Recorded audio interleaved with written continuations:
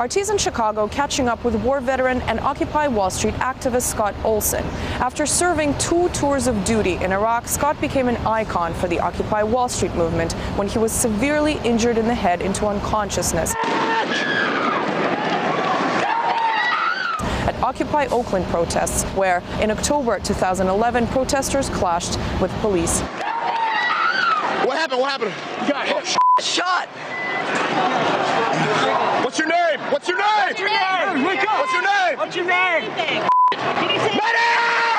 Scott, thank you so much for joining us today. You're one of dozens of war veterans who have returned their medals to NATO generals here in Chicago, throwing the medals into the direction where NATO leaders were meeting. What is the reason for this? Is it, do you feel betrayed? I really do, and betrayal is the biggest factor, I think. You know, we all join for our own reasons. We all join the military for our own reasons. But, you know, one thing that's common is we join something to do good work, to help other people, to be part of something bigger than ourselves, and to defend our country. And when we went over to Iraq or Afghanistan or whatever our service was, we saw that that wasn't true, and we were just destroying people's lives. We are not doing good work in Iraq or Afghanistan, and that's why I don't want these medals, because they represent something that is not important to me. It's meaningless to me, and I'm not proud of being part of a system that has killed hundreds of thousands of Iraqi civilians. That's not something to be proud of, and that's not something to get an award for. Your injuries at Occupy Oakland clashes with police got people talking about the fact that veterans really sometimes do get injured at home after being injured abroad. Do you think that's the case? Well, I don't think there are more veterans getting hurt here, but you know, there are a lot of veterans getting hurt by the system that is, you know, in the sense that they come back to a broken system, a system that they feel disconnected from, and that's why we're having 18 veterans a day commit suicide. That's why we have so many homeless veterans. It's that system that's hurting veterans. Why do you think it is that when billions of dollars are being spent on U.S. warfare, as we speak, we are seeing a staggering number of homeless and jobless veterans here in the United States? Because people are making money off these wars. They're, you know, getting money from our government to buy their toys, to buy their equipment, and to fund these wars. And that's how they make their riches. And there's always money for war, but we never have money for schools or nice things here. Do you think the authorities the who recruit soldiers such as yourself to do the bidding for them abroad are essentially lying to get people to join the military about the reasons behind the wars the U.S. is involved in? Well, for military recruiters, they at least mislead people. They may not lie to you, but they will mislead you, not give you the whole story. And that's why it's so important, if you want to join the military, to talk to as many veterans as you can find and get every point of view as you can. What do you think the majority of those veterans would say? I think most veterans would recommend against somebody joining. It's a life-changing thing, and you know, I wouldn't take my joining, I wouldn't take that back because it's made me who I am, but I would not recommend anyone else to make that mistake. It's going to be a year in September since Occupy Wall Street first kick-started. What stages is the movement in now? What should we be expecting next? Well, it's not as big and loud as it should be. It could always be bigger and louder, right?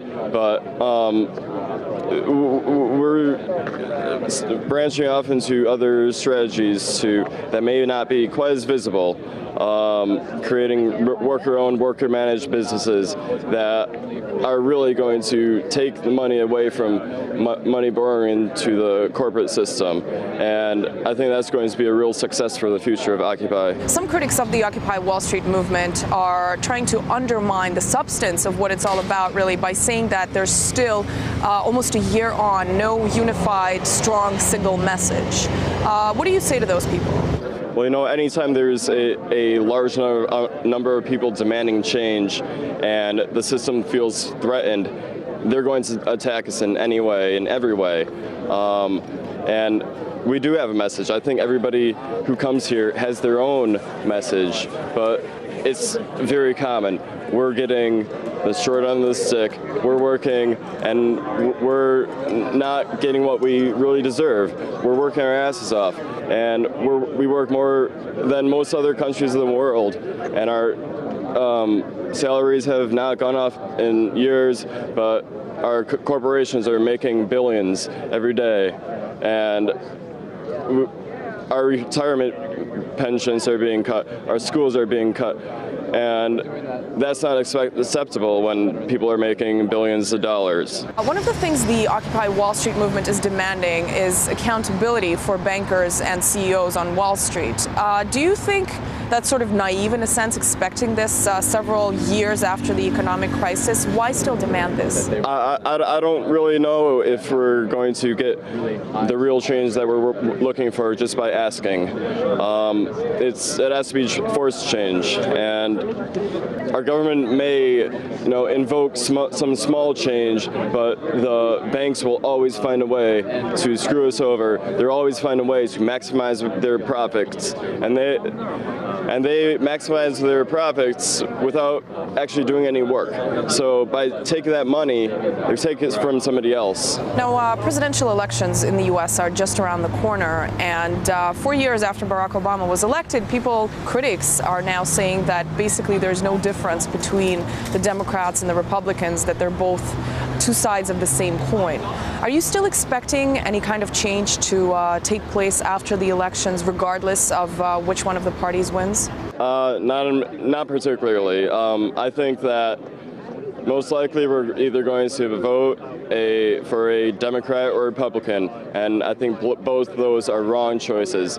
They're both working for the same system. They both take money from the same people, from the same banks, and you can see in their policies that they're rewarding their donors. And voting for that continuance of policy is not going to change anything at all. So considering both the Democrats and Republicans essentially bring the same thing to the table, what is the alternative? What could be the other option, do you think, for the United States? That's a good question. I mean, you could vote for a third party that may not win.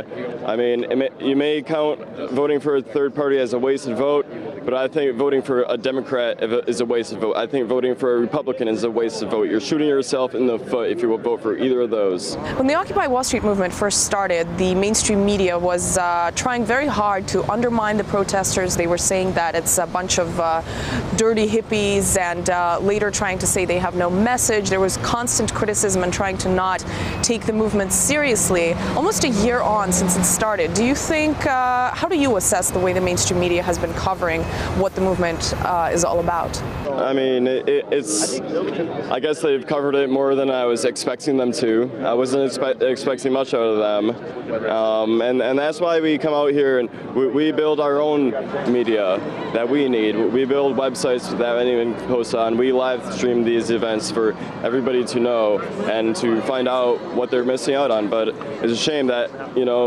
your everyday American is not going to see those things. Your American who, turns on the 6 o'clock news, they don't hear about these things, just like they don't hear about the wars that we're still in. Most of Americans, probably don't really know that we're really at war. They aren't affected by these things.